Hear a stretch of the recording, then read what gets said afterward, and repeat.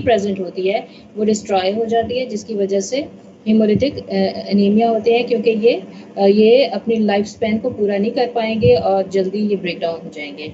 अच्छा, अब इन्फेक्शन के चांसेस होते हैं क्योंकि इससे रिलेटेड होती है स्प्लीन और लिवर इससे रिलेटेड होते हैं। वो ऐसे है कि जब ये आरबीसी की प्रोडक्शन प्रॉपरली नहीं हो रही होती तो बोन मैरो एक तो ट्राई करता है कि मज़ीद ज़्यादा से ज़्यादा आरबीसी प्रोड्यूस कर सके। इसी तरह लिवर और स्प्लीन जो होते हैं वो भी इस ट्राई में होते हैं कि ज़्यादा से ज़्यादा रेड ब्लड सेल की प्रोडक्शन कर सकें।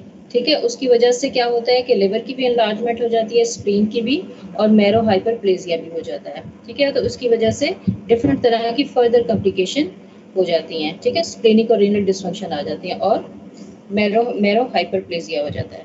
ठीक है, यहाँ पे हमने देखा था कि पॉइंट म्यूटेशन प्रेजेंट है, कैसे ये आप देख सकते हैं यहाँ पे। ठीक है, यू कैन सी है ग्लूटामेट और वेलिन जो है वो कैसे सब्स्टिट्यूट हो रहे हैं एक दूसरे, और उसके बाद क्या कहते हैं HbS और HbC को देख सकते हैं जो कि और वेरिएंट्स हैं हीमोग्लोबिन के। ठीक है, यू कैन सी है पॉइंट म्यूटेशन।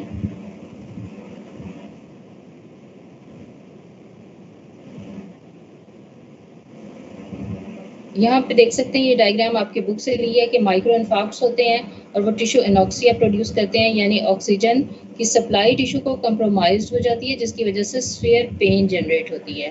ठीक है, और अमीनो एसिड सब्स्टिट्यूशन भी हमने डिस्कस कर लिया था, अभी देख लिया डायग्राम में। ठीक है, यहाँ पे आप देख सकते हैं कि अगर इस हीमोग्लोबिन को इलेक्ट्रोफोरेसिस पे रन किया जाए तो हीमोग्लोबिन ए, हीमोग्लोबिन एस और हीमोग्लोबिन सी जो है वो किस तरह से इलेक्ट्रोफोरेसिस पे रन करेंगी। और इलेक्ट्रोफोरेसिस को हमने थोड़ा सा डिस्कस कर लिया था कि बेसिकली जो ये एक टेक्निक होती है जिसमें हम डीएनए को सेपरेट कर सकते हैं, आरएनए को सेपरेट करते हैं और डिफरेंट तरह की प्रोटीन्स को सेपरेट कर सकते हैं। तो इस यहाँ पे हमने डिफरेंट टाइप्स की हीमोग्लोबिन को सेपरेट करने के लिए इस टेक्निक को यूज़ किया था। ठीक है, और ये हमने देख लिया था कि इसका एक स्टार्टिंग पॉइंट है जिसको हमने इंडिकेट किया हुआ है एरोस से, जहाँ पे positions at the start of electrophoresis show की गई है। उसके बाद हमने देखा था कि हम इलेक्ट्रिसिटी से इसको ज्वाइन करते हैं, इसमें कैथोड और एनोड शो किए गए हैं और पावर सोर्स शो किया गया है। तो यहाँ पे जो मॉलिक्यूल्स होते हैं एक्चुअली इलेक्ट्रोफोरेसिस में, वो अपने साइज और चार्ज की बेसिस पे मूव कर रहे होते हैं। ठीक है, तो आप देख सकते हैं कि सबसे ज़्यादा डिस्टेंस जो है HbA ने ट्रेवल किया, उसके बाद HbS ने, और उसके बाद HbC ने। ठीक है, क्योंकि हीमोग्लोबिन जो होते हैं जी मैम, हीमोग्लोबिन नेगेटिवली चार्ज क्यों होती है? नेगेटिवली चार्ज क्यों है बेटे? ये क्या कहते हैं, हमने देखा कि ग्लोबिन मॉलिक्यूल्स जो हैं वो देखिए डिफरेंट तरह के अमाइनो एसिड्स से मिलके बने हैं। ठीक है, तो अमाइनो एसिड्स के डिफरेंट कैरेक्टरिस्टिक जो है वो हमने डिस्कस कर लिए थे, जो उनकी साइड चेन्स की बेसिस पे थे, positively side chain, negatively side chains.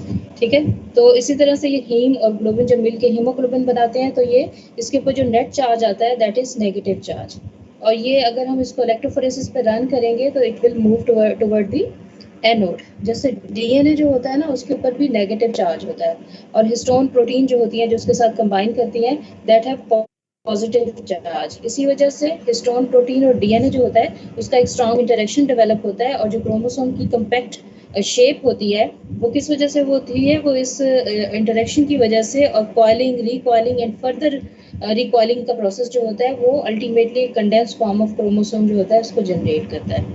ठीक है, यहाँ पे आप देख सकते हैं सिकल सेल्स हैं, उनकी शेप डिस्टॉर्ट हो गई। ठीक है, ये एनोक्सिया वाली बात। अब सिकल हीमोग्लोबिन के फाइबर्स मैंने आपको दिखाए थे कि किस तरह एक रोप लाइक इनकी अपीयरेंस हो जाती है, और यहाँ पे इसका क्रॉस सेक्शन दिखाया था। ठीक है, उसके बाद एक चीज़, एक क्वेश्चन मैंने आपको दिया था कि heterozygotes for sickle cell gene are less susceptible to malaria. ठीक है, तो इसकी क्या रीज़न है बच्चों, आप पढ़ के आए हैं जी स्टूडेंट्स? क्यों लेस ससेप्टेबल होते हैं? एनीवन? जी स्टूडेंट्स, आपको आवाज आ रही है मेरी? स्टूडेंट्स, कोई पढ़ के आया आपने से? एक्चुअली जो मेरोसाइट स्टेज होती है एपिकम्प्लेक्सेंस की, वो आरबीसी के अंदर होती है और वो उनकी स्प्लिटिंग करवा देती है। अब चूंकि पहले ही आरबीसी सिकल सेल्ड हैं तो वो उनकी प्रोडक्शन नहीं हो पाती, जिसकी वजह से मलेरिया के कम चांस हैं। असल बात ये है कि बच्चे बच्चे कुछ एरियाज़ हैं जहाँ पे मेजर काज ऑफ डेथ जो है वो मलेरिया है। अब हेट्रोजाइगोट्स जो होते हैं ज़ाहिर है कि वो फुली होमोजाइगोट्स से तो ज़ाहिर है डिफरेंट है, ठीक है। क्या कहते हैं कि उनमें जीन तो डिफेक्टिव है लेकिन उसकी प्रेजेंटेशन उस तरह से नहीं, लेकिन जेनेटिक लेवल पे तो प्रॉब्लम आ रहा है। तो वो किस तरह से थोड़ा सा उनको एज मिल जाता है कि मलेरिया जो होता है वो अपना लाइफ साइकिल जो होता है ये मॉस्किटो में भी कंप्लीट करता है और ह्यूमन में भी कंप्लीट करता है, लेकिन क्योंकि उनकी क्या कहते हैं ये अपना जो लाइफ साइकिल है उसको कंप्लीट नहीं कर पाएगा, ठीक है। जिसकी वजह से क्या होता है कि ये इस एरिया के जो लोग होते हैं वो लेस ससेप्टेबल होते हैं, ठीक है। ये बुक में एक थोड़ा सा पैराग्राफ दिया हुआ है, इसको आप पढ़िएगा, आपकी बुक में 37 पेज के ऊपर है, ठीक है।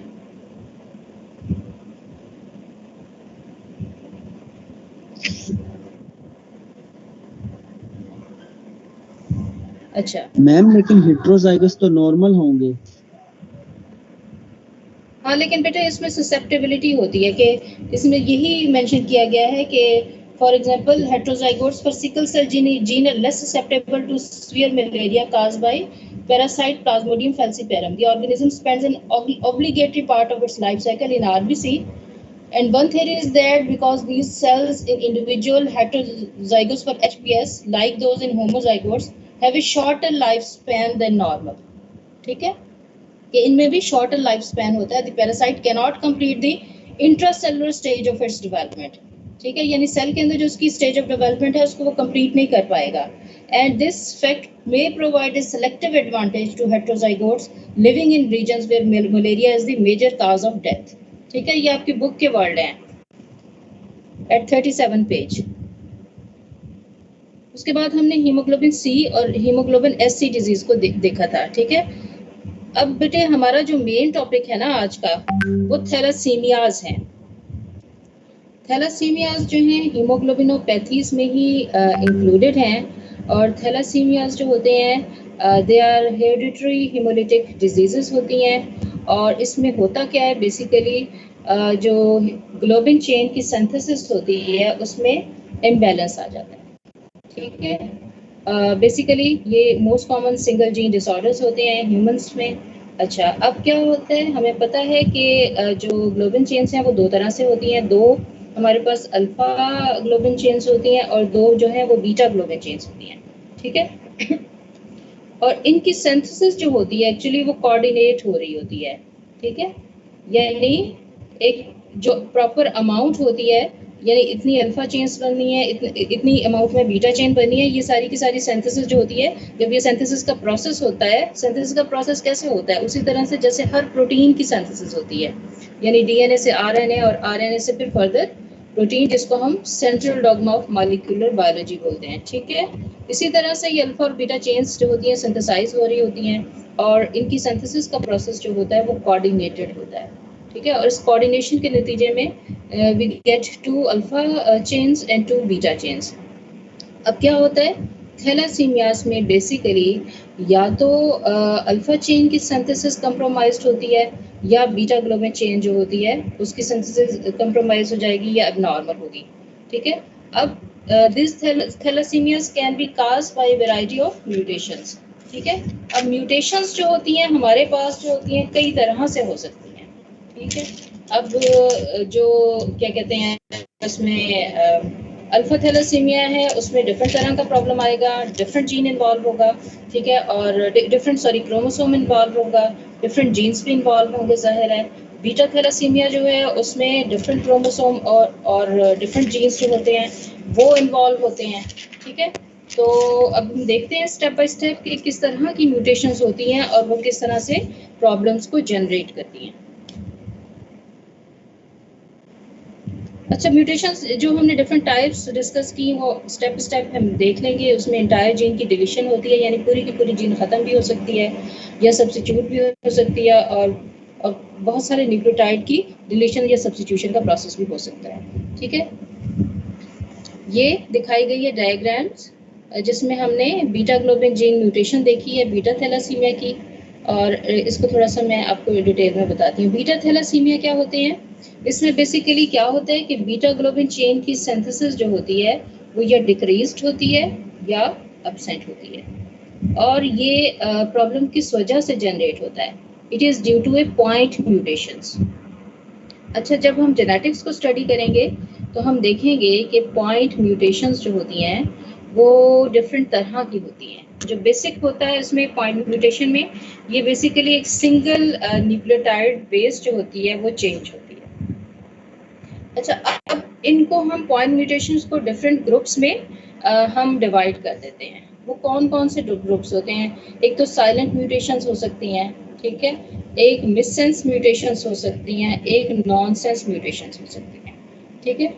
अब क्या है कि जो साइलेंट म्यूटेशंस होती हैं उसमें जो कोडॉन होता है कंटेनिंग द चेंज बेस में code for the same amino acid, ठीक है, यानी चेंज आ गई है लेकिन अमाइनो एसिड जो सिंथेसाइज हो रहा है दैट इज सेम, ठीक है।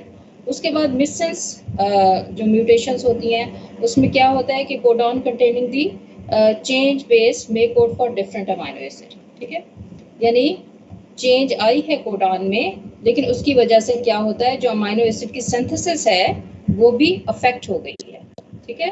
जो फर्स्ट वाली साइलेंट थी उसमें अमाइनो एसिड की सिंथेसिस अफेक्ट नहीं हुई थी, वो कि उसमें भी चेंज आई है। अब मिससेंस म्यूटेशन में क्या होता है कि चेन बेस चेंज हो जाती है लेकिन it codes for a different amino acid. उसके बाद नॉनसेंस म्यूटेशंस आ जाती हैं। नॉनसेंस म्यूटेशंस में क्या होता है कि जो कोडॉन होता है जिसमें बेस चेंज हो जाती है वो एक टर्मिनेशन कोडॉन बन जाता है, यानी प्रोसेस को टर्मिनेट कर देगा और अल्टीमेटली प्रोटीन की फर्दर सिंथेसिस जो होती है जहाँ तक टर्मिनेशन कोडॉन होता है वहीं पे चेंज जो होती है उसकी सिंथेसिस स्टॉप हो जाती है, तो it becomes a termination codon. तो ये डिफरेंट तरह की पॉइंट म्यूटेशन है जो कि एग्जिस्ट करती हैं, ठीक है। इसको आप बहुत डिटेल में भी पढ़ लेंगे जब आप जेनेटिक्स स्टडी करेंगे। म्यूटेशंस इसके अलावा भी होती हैं, ठीक है, यानी पूरी की पूरी जीन डिलीट हो गई। और इसी तरह से फ्रेम शिफ्ट म्यूटेशंस भी होती है जिसमें पूरा का पूरा फ्रेम जो होता है वो एक जीन की डिलीशन या इंसर्शन की वजह से पूरा जो कोडॉन का जो उसका बेसिस का जो एक सेट बनता है वो पूरा का पूरा डिस्टर्ब हो जाता है, जिसकी वजह से पूरा का पूरा फ्रेम डिस्टर्ब होता है और उसको हम फ्रेम शिफ्ट म्यूटेशंस बोलते हैं। इसी तरह से ट्राई न्यूक्लियोटाइड रिपीट एक्सपेंशंस भी होती हैं, ठीक है। अच्छा, अब ये थी पॉइंट म्यूटेशंस, ठीक है। अब इसमें अगर से beta chains they are affected but alpha globin chain synthesis is normal, ठीक है, but due to these mutation in the beta chain, this alpha globin chain cannot form stable tetramer and they ultimately precipitate, and this results in the premature death of the cell, ठीक है।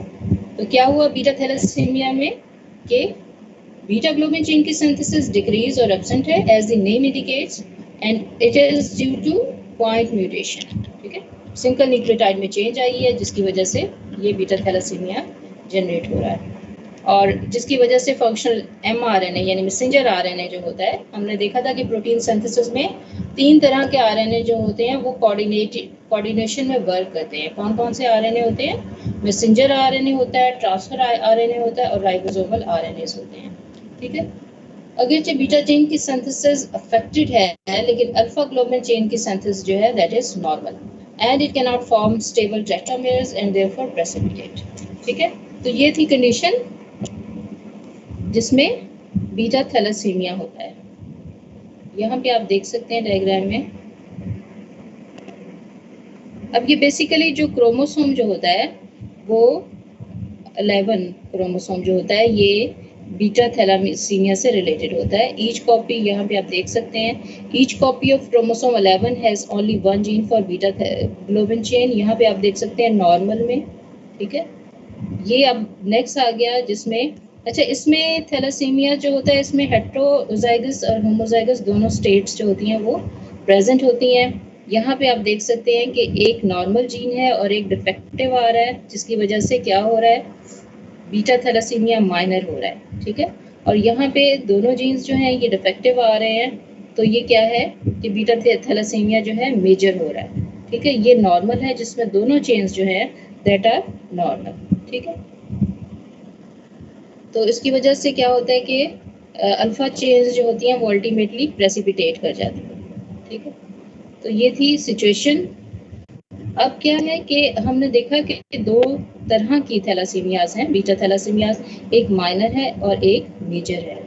अब दोनों की clinical presentation जो होती है different होती है। जो बीटा थैलासीमियाज माइनर होते हैं उसमें क्लिनिकली कोई इतने साइन सिम्टम्स प्रेजेंट नहीं होते, उनको कोई ऐसा स्पेसिफिक ट्रीटमेंट रिक्वायर्ड नहीं होता। लेकिन बीटा थैलासीमिया मेजर जो होता है ये एक मेजर प्रॉब्लम है और इसमें बहुत सारे क्लिनिकल साइन एंड सिम्टम्स ऐसे होते हैं कि उनको ट्रीटमेंट रिक्वायर्ड होता है। सो हम देखते हैं step by step beta thalassaemia, thalassemia trait and beta thalassemia major. Physical manifestation appears after birth. अच्छा, अब ये है कि ये देखते हैं स्टेप बीटा थैलासीमिया ट्रेट में they have only one defective gene. ये अब डायग्रामेटिकली मैंने आपको भी दिखाया था कि इनमें एक जीन डिफेक्टिव होता है। They make some beta chains, ठीक है, ये कुछ किसी ना किसी हद तक बीटा चेन्स बना लेते हैं and they usually do not require specific treatment, और इनको कोई भी ऐसा ट्रीटमेंट रिक्वायर नहीं होता क्योंकि क्लिनिकली कोई इस तरह की प्रेजेंटेशन या इस तरह की कॉम्प्लिकेशन डेवलप नहीं होती कि उनको स्पेसिफिक ट्रीटमेंट की रिक्वायरमेंट हो। जबकि बीटा थैलासीमिया मेजर जो होता है कि ये जब बेबी बॉर्न होते हैं तो बिल्कुल हेल्दी लुक होती है, लेकिन जैसे जैसे टाइम पास थ्रू करता है 1-2 ईयर में ये बच्चे जो है सीवियरली एनीमिक हो जाते हैं। ठीक है, ये क्यों होता है? क्योंकि एरिथ्रोपोइसिस का प्रोसेस जो हो रहा होता है वो प्रॉपर नहीं हो रहा।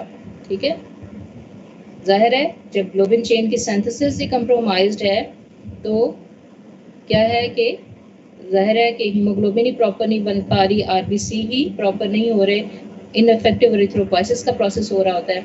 इसकी वजह से स्केलेटल चेंजेस जो होती हैं वो देखी जा सकती हैं, यानी मैरो हाइपरप्लेजिया होगा, यानी बोन मैरो ट्राई करेगा कि ज़्यादा से ज़्यादा जो है ये आरबीसी जनरेट कर सके, जिसकी वजह से मैरो हाइपरप्लेजिया हो जाता है और कैविटीज़ बन जाती हैं इन बोन एंड स्कल और दे आर एनलार्ज्ड। ठीक है, वो साइज में बड़ी हो जाती है।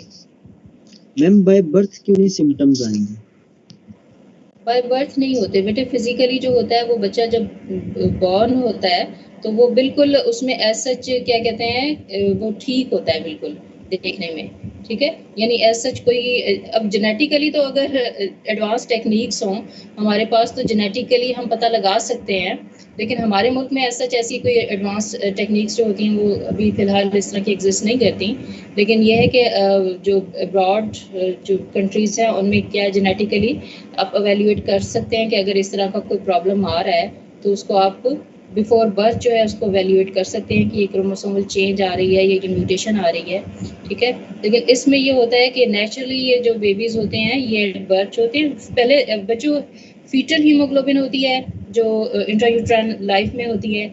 ये तो मैंने आपको बताया था ना कि हीमोग्लोबिन जो है इसके डिफरेंट वेरिएंट्स होते हैं। एक तो फीटल हीमोग्लोबिन होती है, ठीक है, HbF जिसको बोलते हैं। yes, उसमें अल्फा 2 और गामा 2 चेन्स होती हैं। ठीक है, उसमें जो होती हैं वो बीटा चेन्स प्रेजेंट नहीं होती। ठीक है, उसके बाद जब ये क्या कहते हैं आफ्टर बर्थ जो होता है ये HbA से रिप्लेस हो जाती है HbF, इसमें अल्फा 2 और बीटा 2 चेन्स होती हैं। ठीक है, और रिप्लेसमेंट के बाद 90% जो हीमोग्लोबिन होती है वो HbA होती है। ठीक है, और उसकी एक और टाइप की हीमोग्लोबिन है दैट इज HbA2, उसमें अल्फा 2 और डेल्टा 2, ठीक है, ये चेन्स प्रेजेंट होती हैं, ये 2 to 5% होती है। तो जो फीटल हीमोग्लोबिन होती है बेटा इसमें 2 चेन्स होती हैं, अल्फा 2 और गामा 2। ठीक है, तो जब बर्थ होती है उसके बाद से ये रिप्लेस होती है और उसके बाद अल्फा 2 और बीटा 2 चेन्स होती हैं, फिर वो 90% तक क्या होता है ये चेन्स HbA से HbF जो होता है, HbA जो होता है वो उसमें वो ज़्यादातर चेंज हो जाता है, यानी 90% जो है वो HbA होता है। ठीक है, HbF is replace by HbA। और क्या कहते हैं इस वजह से भी एक रीज़न हो सकती है कि ये जो होता है फिजिकली जब बच्चे ये एट बर्थ होता है तो वो क्या कहते हैं वो हेल्दी उनकी लुक होती है और आहिस्ता आहिस्ता प्रोग्रेसिवली वो एनीमिक हो जाते हैं। ठीक है, तो अब क्या होता है कि कैविटीज Yes, बोन ma'am. और स्कल्स में हो जाती हैं, जिसकी वजह से वो इनलार्ज हो जाती है। अगर हम एक्सरे पे देखें, वो क्रू कट स्पेसिफिक अपीयरेंस होती है और हेयर ऑन एंड अपीयरेंस होती है, यानी जब बोन का हाइपरप्लेजिया ऐसा होता है तो स्पाइक से बन जाते हैं।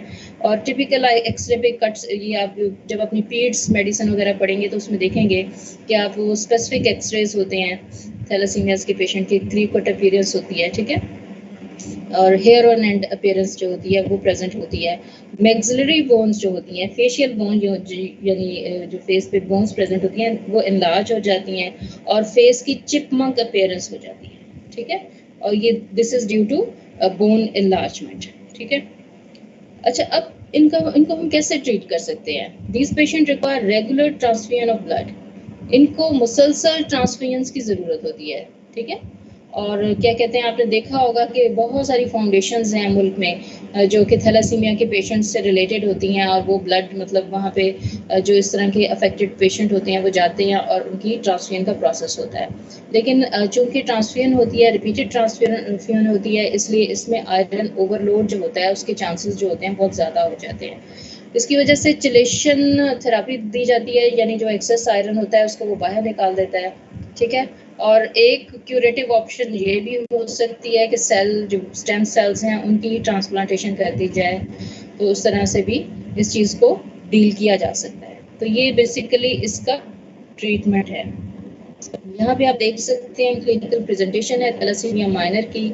इसमें माइल्ड एनीमिया होता है and symptoms of beta thalassaemia major appear in the first 2 years of life. उसमें फटीग और वीकनेस हो जाती है, पेल स्किन हो जाती है, जॉइंडस हो जाता है, यानी स्किन जो होती है बिल्कुल येलो हो जाती है।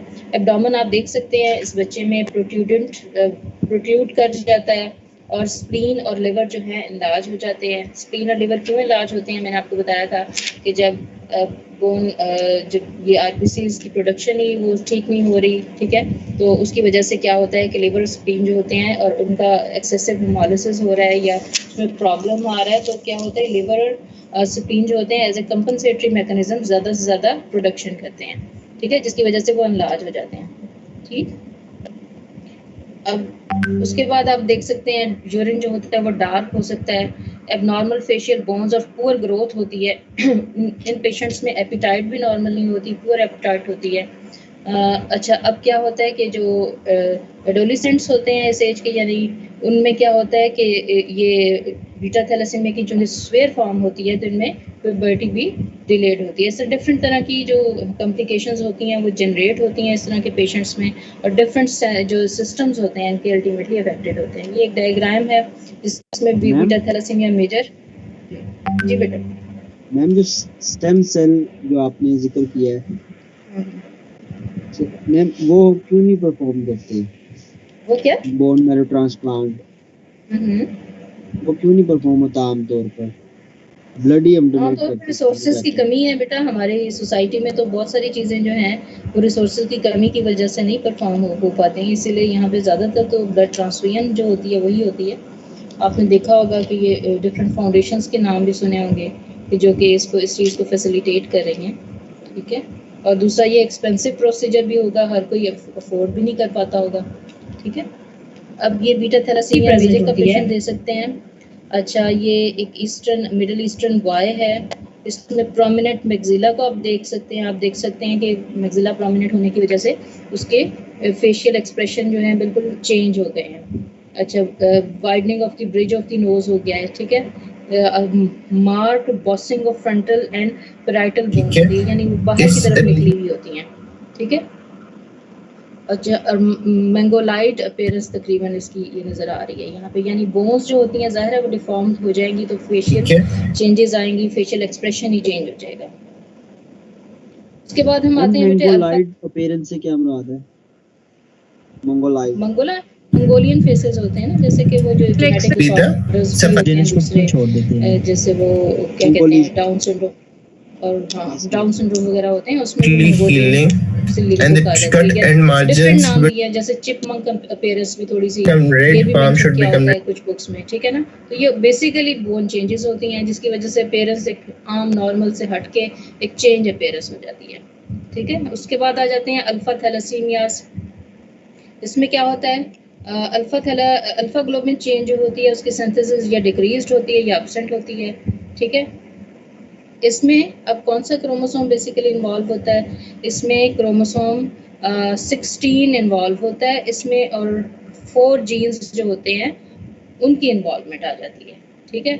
अब जिस तरह से एक डिफरेंट तरह से डिफरेंट कैटेगरीज इसकी आ जाती हैं कि अगर एक जीन इन्वॉल्व होगा तो क्या होगा, अगर 2 होंगे तो क्या होगा, अगर 3 हो जाएंगे, और अगर 4 के 4 जीन्स जो हैं वो इन्वॉल्व हो गए तो फिर क्या होगा। यानी इसमें अल्फा थैलेसीमिया ट्रेट आ जाती है, ठीक है।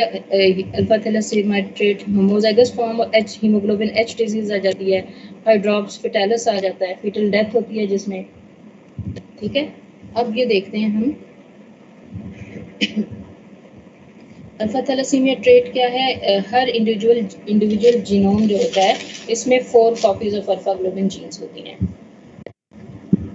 अच्छा, अगर 2 अल्फा ग्लोबिन जीन्स जो होती हैं डिफेक्टिव हो जाएं तो इंडिविजुअल जो होता है इसको हम अल्फा थैलेसीमिया ट्रेट बोलेंगे, ठीक है।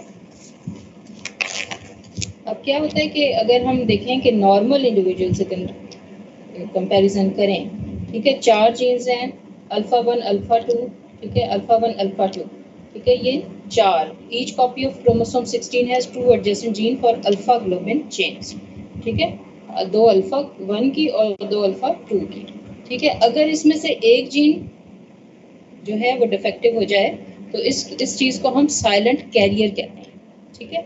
ये आपकी बुक में दिया हुआ है, 39 पेज पे एक डायग्रामेटिक डिस्क्रिप्शन दी हुई है।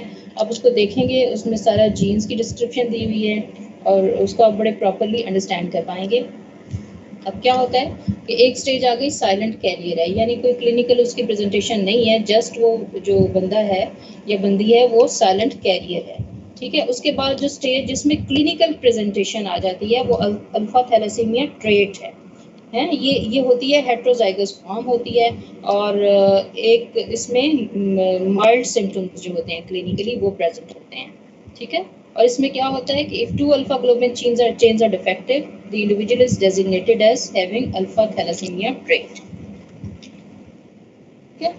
अब क्या जो अहम बात मैंने आपको बताई कि 2 जीन्स इसमें डिफेक्टिव हैं, ठीक है। अगर एक हो तो साइलेंट कैरियर होगा, अगर 2 जीन्स डिफेक्टिव हो जाएं तो क्या होगा कि ये अल्फा थैलेसीमिया ट्रेट कहलाएगी। अच्छा, उसके बाद जो उससे अगली स्टेज होती है वो हीमोग्लोबिन एच डिजीज़ की होती है। अब हीमोग्लोबिन एच डिजीज़ क्या होती है, ये इससे कंपैरेटिवली और सीवियर फॉर्म ऑफ हो जाती है, ठीक है। यानी इसमें ज़रा क्लिनिकल साइन सिम्टम और मज़ीद ज़्यादा एग्रेसिव हो जाते हैं। कैसे एग्रेसिव हो जाएंगे, साइलेंट कैरियर में हमने देखा था कि एक जीन अफेक्टेड है अल्फा 1, ठीक है। जो अल्फा थैलेसीमिया ट्रेट है उसमें हमने देखा था अल्फा 2 2 जीन्स जो हैं वो अफेक्टिव होती हैं, हेट्रोजाइगस फॉर्म होती है, इसमें कुछ माइल्ड सिम्टम्स आ जाते हैं।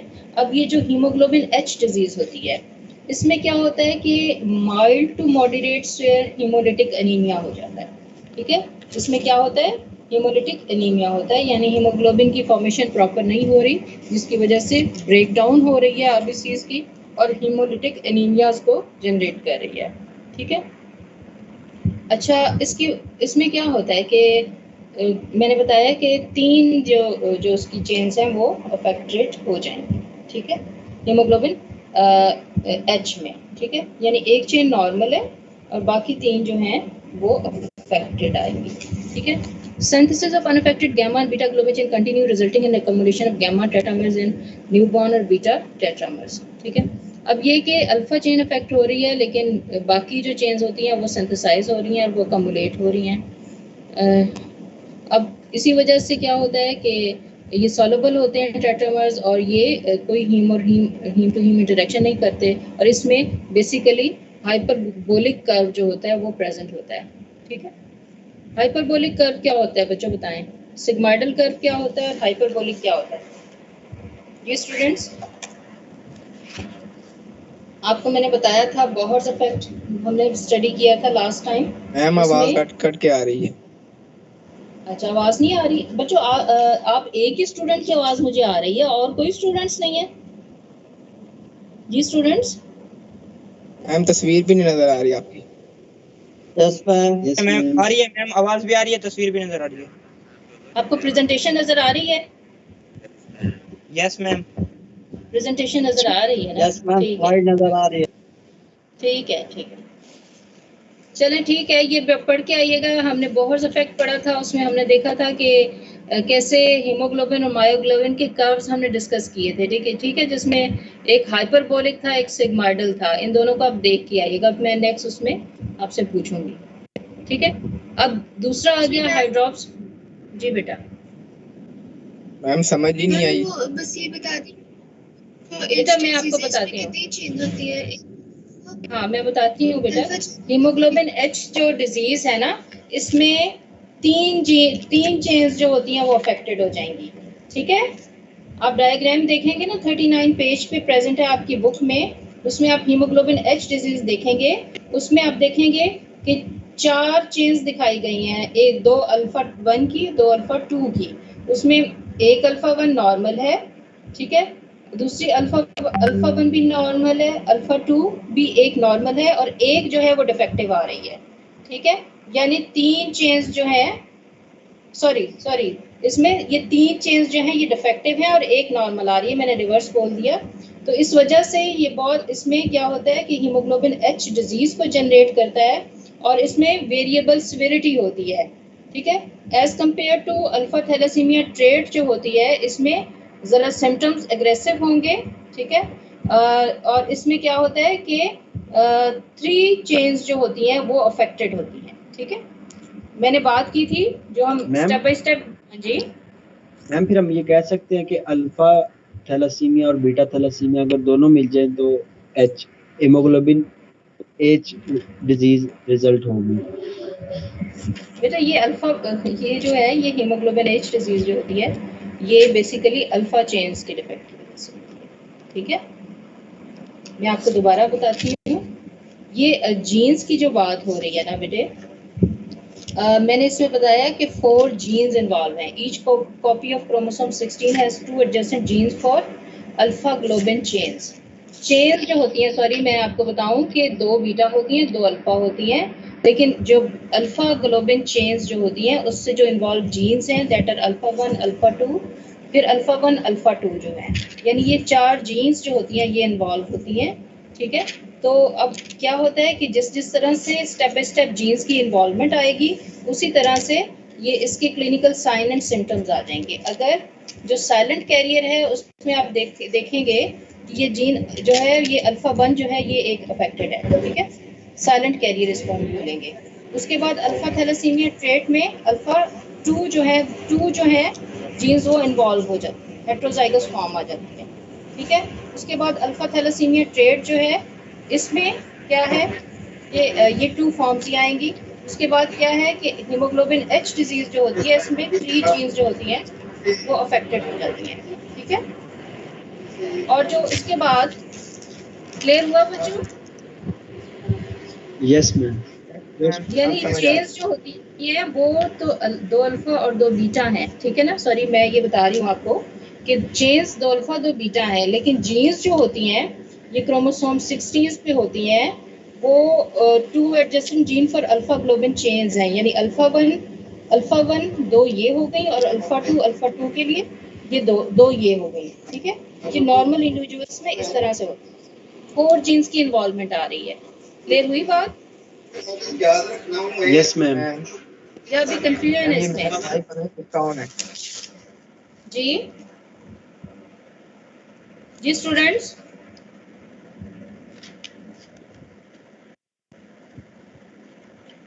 आवाज आ रही है स्टूडेंट्स? यस मैम आ रही है। हाँ आ रही है बात।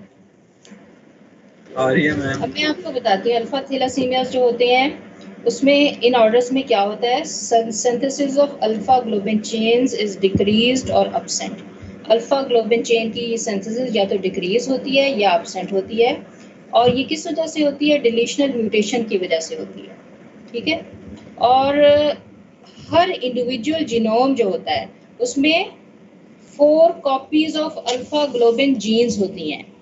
ठीक है, यानी अल्फा ग्लोबिन चेन्स जो होती हैं वो तो 2 अल्फा होती हैं 2 बीटा होती हैं, लेकिन जो जीन्स उनको कंट्रोलिंग हैं वो क्या होती हैं? उनकी 4 कॉपीज होती हैं। 2 ऑन ईच क्रोमोसोम 16, यानी बेसिकली क्रोमोसोम 16 इसमें इन्वॉल्व होता है। क्लियर हुई बात? जब नॉर्मल इंडिविजुअल, हाँ, इसमें जीन्स की इन्वॉल्वमेंट 4 जीन्स इन्वॉल्व हो जाती है। अब नॉर्मल जो है इंडिविजुअल, इसमें आप देखेंगे कि सब की सब जो है जीन्स जो है वो नॉर्मल हैं, इस वजह से कोई क्लिनिकल इसकी प्रेजेंटेशन नहीं है। जो साइलेंट कैरियर है उसमें एक जीन में प्रॉब्लम आया है, वो साइलेंट कैरियर है, लेकिन एज सच कोई क्लिनिकल प्रेजेंटेशन नहीं है।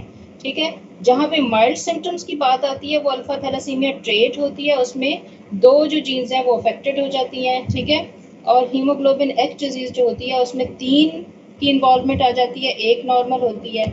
और उससे भी आगे क्या है कि सीवियर स्टेज होती है जिसको हाइड्रोप्स फेटालिस कहते हैं, और इसमें क्या होता है कि if all 4 alpha globin genes are defective, hydrops fetalis और फीटल डेथ रिजल्ट। तो इसमें क्या होता है कि क्लिनिकली इस तरह की प्रेजेंटेशन हो जाती है कि फीटस की इनसाइड दी मदर वोम जो है वो डेथ हो जाती है। ठीक है, और क्या कहते हैं, इस वजह से ये सबसे लीथल इसका कॉन्सिक्वेंस है। अब ये एडवांस कंट्रीज में है कि वो म्यूटेशन को एवेल्युएट करके बाज़-औक़ात इंट्रायूट्राइन लाइफ में ही ट्रांसमिशन स्टार्ट करते हैं, लेकिन ये हमारे कंट्री में पॉसिबल नहीं है। ठीक है, इसी वजह से हाइड्रोप्स फेटालिस हो जाता है, यानी फीटल की डेथ हो जाएगी। ये आप डायग्राम देखें इसकी, इससे आपको क्लियर हो जाएगा। की टू सिंबल्स ये देख लें, normal gene for alpha globin chain है, क्रोमोसोम 16 पे पेयर हैं। ठीक है, अब यहाँ पे आप देख सकते हैं each copy of chromosome 16 has 2 adjacent gene for alpha globin chain. ये नॉर्मल इंडिविजुअल चेंज नहीं हो रही है, चेंज नहीं हो रही, अब भी हुई है। चेंज हुई है स्लाइड, बताएं बच्चे। मैम अब हो गई है, अब हो गई है। यहाँ पे आप देख सकते हैं नॉर्मल इंडिविजुअल। ठीक है, इसमें जीन्स, इसमें ये शो किया गया अल्फा 1 अल्फा 2, 2 ये सेट्स हैं, और अल्फा 2 के 2 सेट्स हैं, सॉरी अल्फा 1 के 2 सेट्स हैं और अल्फा 2 के। और उसके बाद साइलेंट कैरियर में एक आप देख सकते हैं अल्फा 1 जो है ये अफेक्टेड है। ठीक है,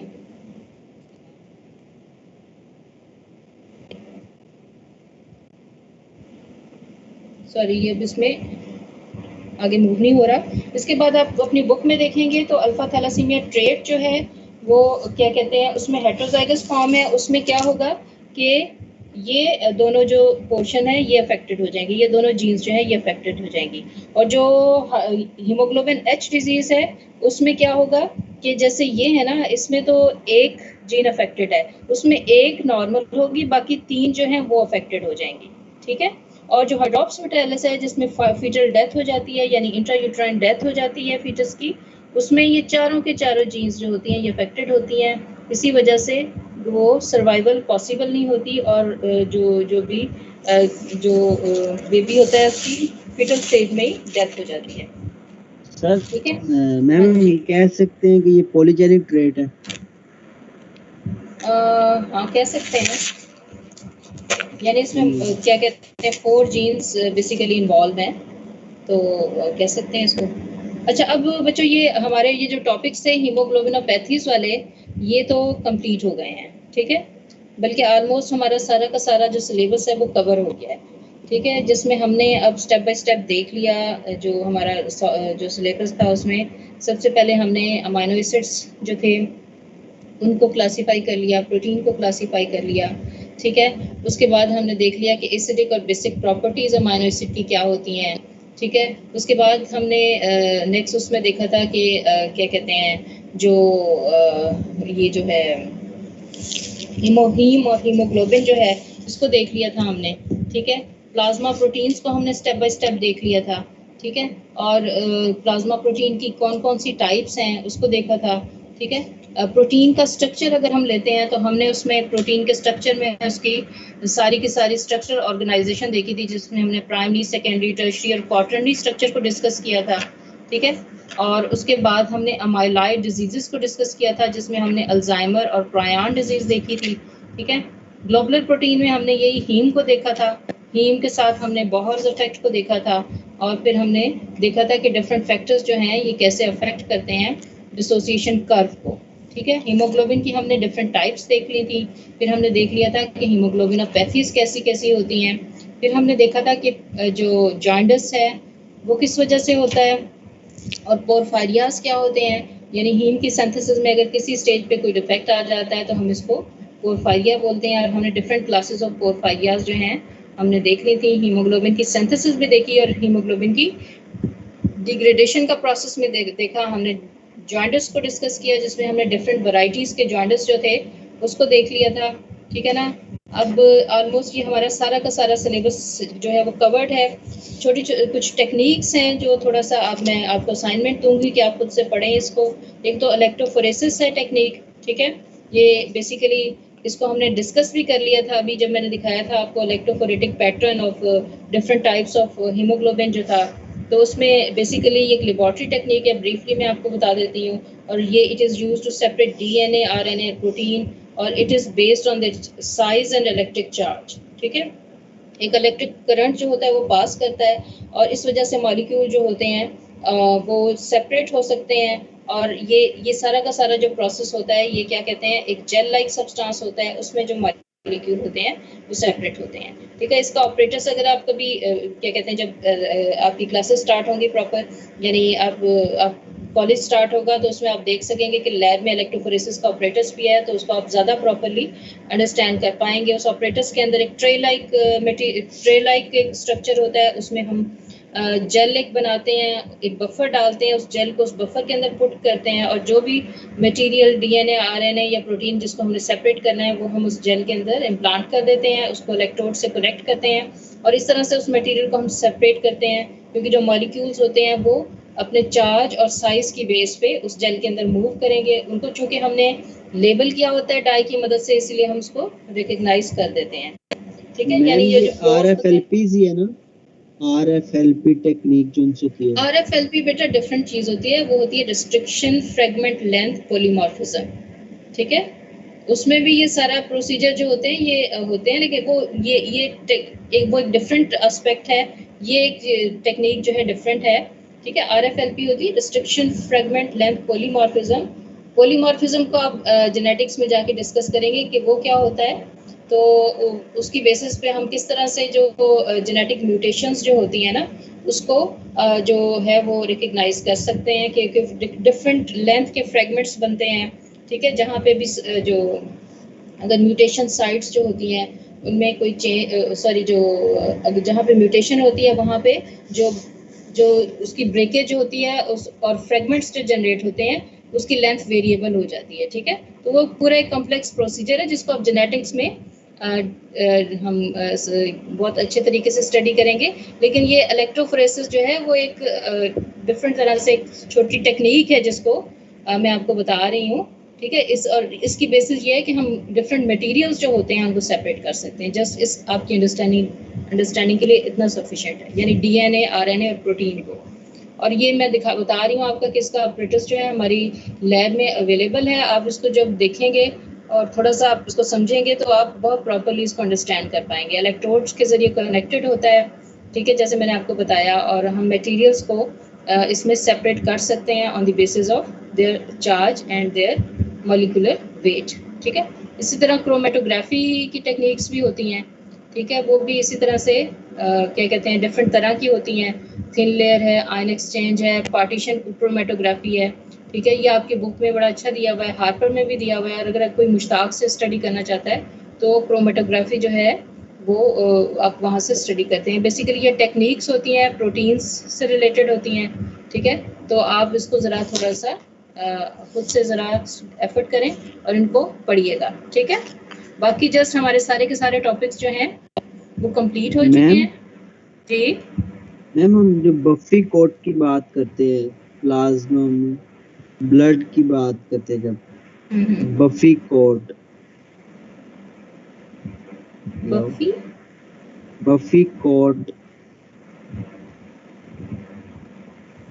ब्लड में बफर्स तो प्रेजेंट होते हैं जो कि क्या कहते हैं जो पीएच होती है उसको मेंटेन करने में हेल्पफुल होते हैं, ठीक है। जैसे कि प्लाज्मा प्रोटीन्स भी एज ए बफर एक्ट करती हैं, ठीक है। तो ये आपने कहाँ से पढ़ी टर्मिनोलॉजी? लेक्चर लिया था एक ब्लड पर, बफी कोट मैम, जो हम कहते हैं कि जब हम सेंट्रीफ्यूज करते हैं तो सबसे नीचे एरिथ्रोसाइट्स होती है, वो हेमाटोक्रिट बनाता है, फिर उसके ऊपर बफी कोट होता है, उसके बाद ऊपर प्लाज्मा होता है। तो दरमियान में जो थ्रोम्बोसाइट्स और प्लेटलेट्स की जो लेयर होती है वो buffy coat.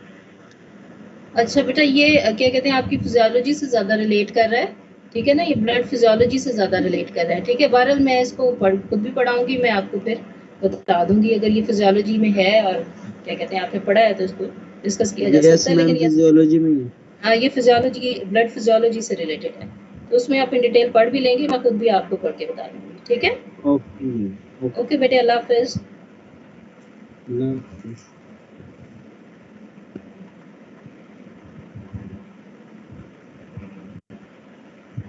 Thank you ma'am. Okay बेटे, अल्लाह हाफिज़। थैंक